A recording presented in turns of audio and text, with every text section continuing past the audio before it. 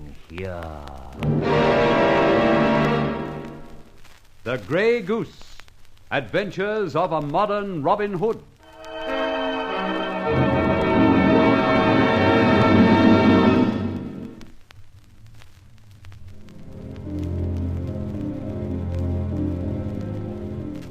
Well, I got my friend Sam Burnett and the man called James both handcuffed to a mangle in the cellar of Charlie Austin's place.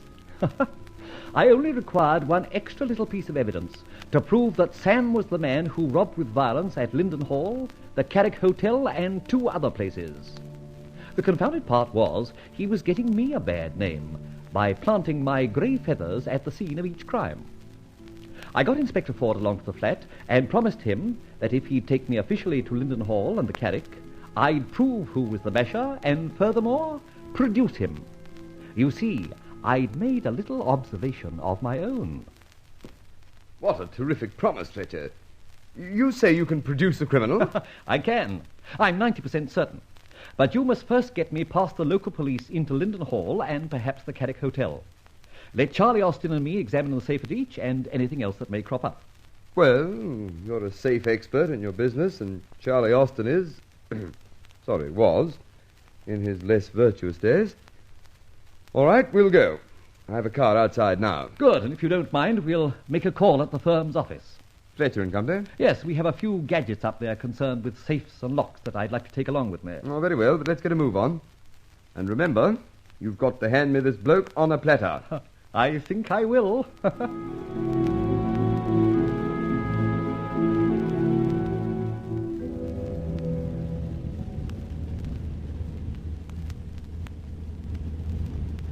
I'm nearly there. What's in that bag of tricks you brought from your office? A locksmith's complete outfit, as a matter of fact. Stethoscope, a set of gauges, an electromagnet, very small, of course, a bunch of adjustable and multiple keys, and heaven knows what besides. Why, you could break into the Bank of England. Without the guard, I'm certain I could. I hope my Grey Goose hasn't got a kit like that. As a matter of fact, I wouldn't be at all surprised if he has. Eh? Now, here are the gates of Linden Hall. One moment, we'll be at the front door.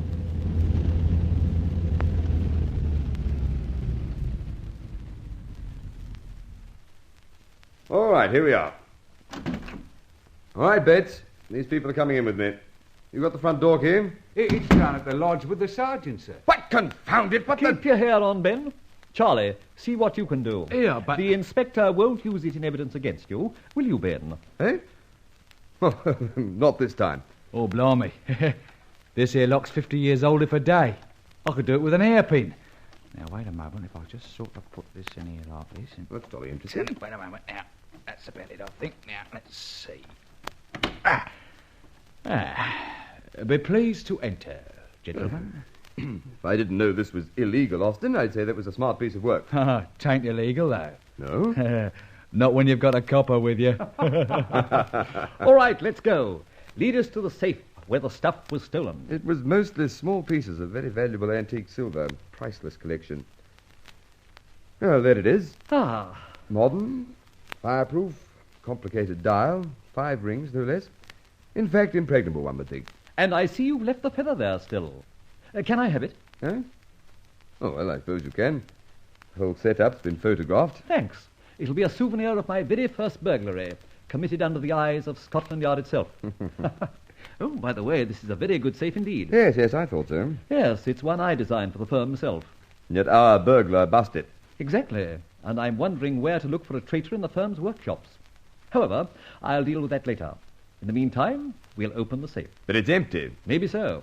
Have you the combination? Well, yes, of course. Here it is. Yes, this would be it. Righto, Charlie. You operate again.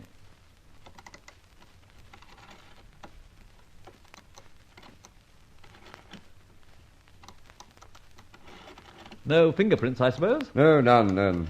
Must have worn gloves. No, I disagree. The edges of that dial are too fine. He'd have to use his bare fingers now and then. Well, we've dusted every inch of the safe, and not one to be seen. Must have been very careful to rub them out. Okay, gentlemen. Here you be. Open sesame.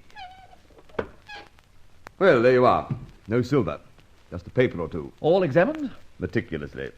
Only the prints of the owner, postman, etc., and all accounted for. have a look. I've got a magnifying glass somewhere in this kit. Ah, here it is. If you can find a print on this safe that matches any we've got at the yard, I'll be grateful. We'll know who to look for. Charlie, Inspector, got a pocket knife? Yes, here's one. It's excitement. I just want to do a little scraping here and there. Got an idea? I've got your thief. I'm certain of it now. I tell you what, I'm rather dry. Do you think, Ben, you could forage round a bit and see if there's a drink to be found? Well, there's whiskey and soda in the smoke room, I know. Good. Go and order 3, Oh, I take it you want to be alone. Greta Garbo was never more emphatic. Why? Well, how should I know what the fair Garbo had in mind? I mean, why do you want to be alone? I'm going to do a sincere piece of concentration. I really am. All right. No monkey tricks, mind. I'll bring the drinks in here in a minute. Here. What's the lay, Mr. Hicks? Quick, Charlie. Shove that little piece of paper into your pocket. That's it. Now, grab one of those envelopes and hold it while I get these scrapings in. What are they? Never mind. Now, stow them away as well. Quick, Charlie. We are home and dry. Got those drinks, Ben? Yes, coming now. No, I'm not certain I've done the right thing. If you mix them, Ben, they'll be lovely. I mean in allowing you two to monkey with that safe in my absence. There are little things connected with safes, Ben, that such as I, and Charlie too, can't share even with an eminent inspector. Well, here's good health. Ben, this is a solemn moment. Oh, yes? Pity we haven't a few spotlights and theatre trappings for a great dramatic moment in your life. Now, listen. I'm here because of your promise to find the man who stole in here, cased that safe, and left the Grey Goose's card, so cut out the nonsense. Right. Brass tacks, Ben.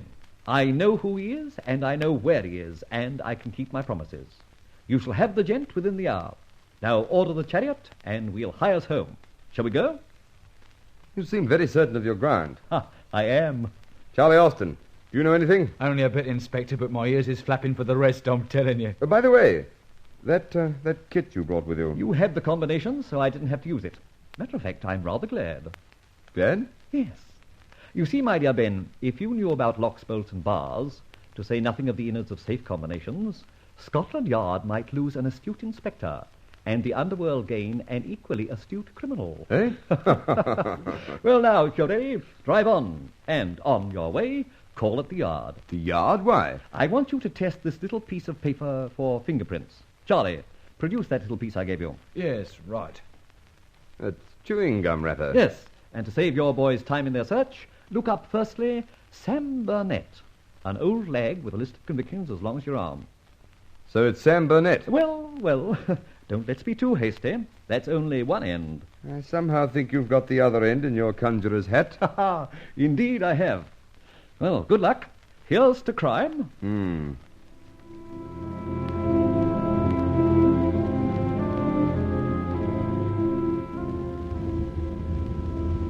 You were right. That chewing gum wrapper has got Sam's prints on it. Now, where did you get it? In the safe, overlooked by your boys. What?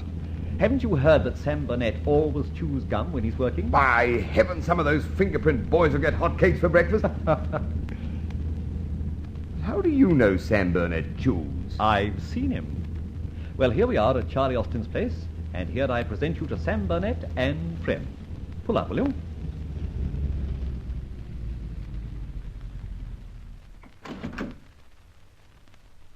Charlie, you will escort the good inspector down to the basement. Aren't you coming? Oh, definitely no.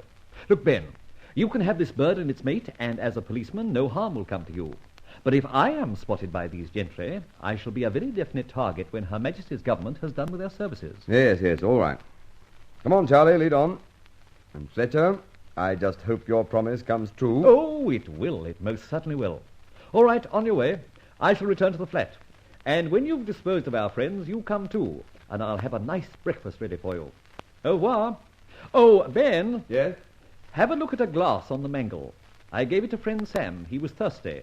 You'll find his prints on that, as well as on the chewing gum wrapper from Linden Hall. How's that? Sounds very good to me. See you for breakfast.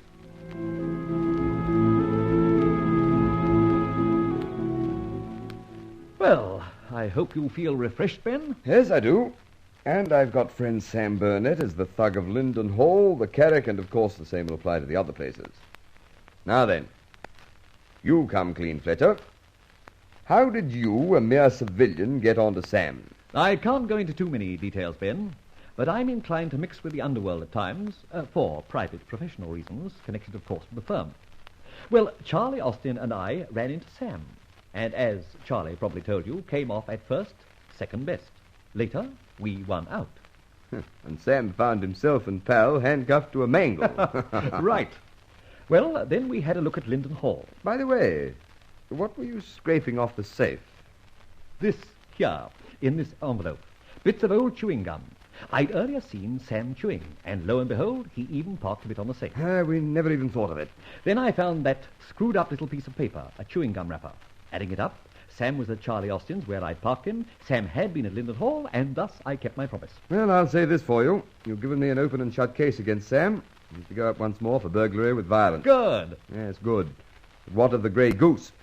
I haven't got him, or have I? Is Sam the Grey Goose? No, I can't. No, nor can I. I'd hate to think the Grey Goose was a low thug like that. Incidentally, you promised me that you'd prove that the Grey Goose was not guilty of those violent burglaries. Can you prove it? In doing so, I established the fact that Sam Burnett is not the Grey Goose and vice versa? Of course. Right. Am I right in suspecting that in your chase of the Grey Goose you kept a few souvenirs about you? I have. I've got at least a dozen of his feathers here in my pocket. Good. Produce them, will you? Eh? Well, here you Right. are. Now remember, you allowed me to take away the feather from Linden Hall. Yes, of course. Have you by any chance got the feathers from the Carrick Hotel and the other places? Yes, all three of them. And here's the one from Linden Hall that I brought away. That's 4 feathers we know were planted by the basher, alias Sam Burnett. Compare these 4 with your dozen or so. I don't see much difference. Oh, Ben. Ben, old man, I'll have to try and make a good policeman out of you. Oh, confound you, Fletcher. Look, I've got it. The dozen feathers are clipped off short at the butt. That's right. The 4 are complete quills. Right again, Ben. A little point Sam Burnett overlooked. So did I, confound it. I wonder why the butts are cut like that. That's a question, Ben, I'd like to put to the Grey Goose himself. When you meet him.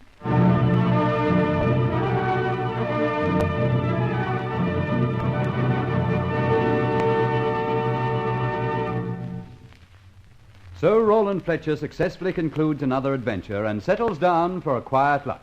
But excitement will shortly beckon again to an eagerly awaiting Grey Goose.